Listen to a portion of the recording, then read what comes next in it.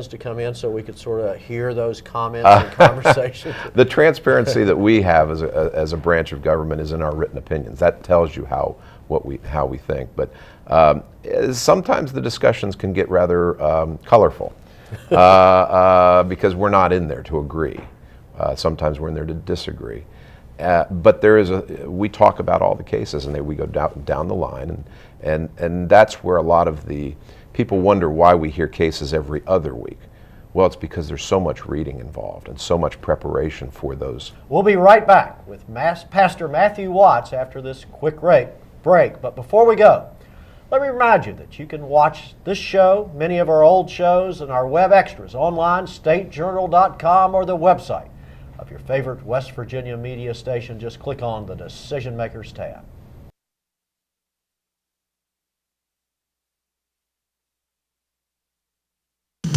We now return to Decision Makers. Welcome back. In just a few days, our country is going to make history when we officially swear in our first black president. It's a day that, quite frankly, many of us thought we would never see. And to offer his take is one of West Virginia's most respected civil rights voices, Pastor Matthew Watts of the Grace Bible Church in Charleston. Welcome back, Pastor. We're always glad to have you back on here. And I guess here we are, getting ready to swear in a black president, and the civil rights movement all succeeded, no more problems, and no more civil rights problems in America. Well, I think that's a slight overstatement. You know, I think we made a lot of progress, and I think that this symbolic, momentous occasion is important because it has demonstrated that America is taking a step forward in the fulfillment of the dream of Reverend Dr. Martin Luther King, that people will be judged by the content of their character and rather by the color of their skin. But I don't think that we've totally out of the woods yet with some of our issues regarding race and equal opportunity. But you and I grew up during the same era, and I do think it's a pretty momentous mark in American history that we were able to put aside a lot of prejudices that had haunted this country for years and generations. And you know, clearly, I mean, you had two very good men running, and Barack carried the day. Well, again, I think it is a momentous occasion. It is significant. It is indeed historic. You know, however, the majority, you know, of whites did not vote for Barack Obama. Now, he won an overwhelming majority of the African American vote, 98% or whatever, something like that, and a very high percentage of the Latino Hispanic group. But he didn't win the majority of whites, and he didn't fare too well in West Virginia. So we have made a lot of progress, and that's really good. And it's good that with two good candidates, I really think the people have vetted the candidates, you know, and almost all blacks voted for Obama and a significant number of whites. But this creates a unique opportunity, I believe, to see if we can take another step forward toward racial reconciliation and healing, and also toward a society that is more equitable and more just. One of the things that's going to occur, it seems to me, that over the next 4 or 8 years, depending on how it all plays out politically, the leader of America is going to be a black man. Mm-hmm. And when Americans turn on their television sets during these moments of crisis that undoubtedly come in every presidency, we're going to be looking at a very respected and trusted black man, and that I think psychologically will really help our future generations to really tear down some of these artificial barriers that have really held people back. Yeah, I think that America we'll be looking at an African American man that has demonstrated a tremendous level of intelligence, tremendous amount of political skill and savvy, and that they feel comfortable with because he has proven himself in this crucible that we call the political process.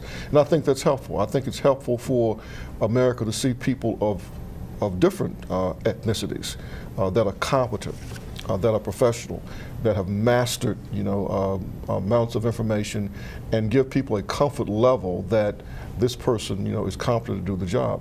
That's helpful because that's the way you distill stereotypes. Right. You distill stereotypes with a mastery, with competence, and with excellence. And I think that will be helpful to help some Americans view African Americans and other minority groups in a different light than what they've done in the past. One of the things, my observation, in the weeks since he's been elected and now he's getting ready, he has come in and shown unbelievable savvy in picking people and bringing together and moving to the middle and really becoming America's leader. And he's also starting, it's interesting because he's already starting to run into political roadblocks that every president ultimately faces, but he's moving very quickly, but very smartly, in my opinion, of what he's done. I think that Obama proved during his candidacy and proved during his campaign his skill, his insight, his savvy, his temperament, and his ability to surround himself with excellent people. When you are competent yourself, then you're not intimidated by surrounding yourself with the most competent people. Some who may be smarter than you, more intelligent, but you know how to put them together in a team, and I think that's what he's demonstrating. But he has some tremendous challenges. Well, but one thing I will say, just my own experience, is I see him as our president, and I don't see him as our black president. And I mean, I thought of that as we were talking. Is he's just acting as a human being, and you know, and one person told me a long time ago, Boy Scout camp. I was with the first black person in Philmont, New Mexico, and he said, I said something about you all, and he said, well, until you stop calling me you all, we got a problem. And at least for me, I think I've sort of crossed that line a little bit. So. That's wonderful. What is, do you think, the biggest challenge facing blacks in West Virginia? I think the biggest challenge facing blacks in West Virginia is getting the majority group to legitimize the problems and the pathology faced by the African American community. And some of those problems, not all, but some of those problems have their root in the historic racism and the denial of opportunity. So it manifests itself in lack of economic opportunity, lack of employment opportunity. The schools where many blacks live are very low performing schools. And so I think getting people to realize that these are some major issues, and then get them to understand that if we can address these issues, that we can create economic development. See, that's what I see. When I look at poor people, black or white, I see if we can get these people educated, get the skills in their hands to make them competitive in the workforce, then that's a wise investment to make, because now they can be contributors to the state's tax base and a part of the workforce. And that's a challenge that African Americans face. All right, well, we're going to do some extra on the internet if you'll stay with us. Sure. We're going to do that, but thank you so much for your insights. Thank you. We'll be back with more on Decision Makers after this break.